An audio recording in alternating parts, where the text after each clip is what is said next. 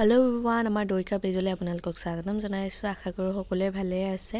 আৰু এয়া মই ৰুমালত ফুল বনাই আছোঁ। মই মানুহজনী আচলতে বহুতে অস্থিৰ হয়, সেইকাৰণে আগতে কিবা এটা ফুল বনাবলৈ চেষ্টা কৰিছিলোঁ, সেইটো নহ'ল। তাৰপিছত আৰু এইটো বনাবলৈ ষ্টাৰ্ট কৰিলোঁ, কাৰণ ময়ো এইটো কামত নতুনকৈ শিকি আছোঁ।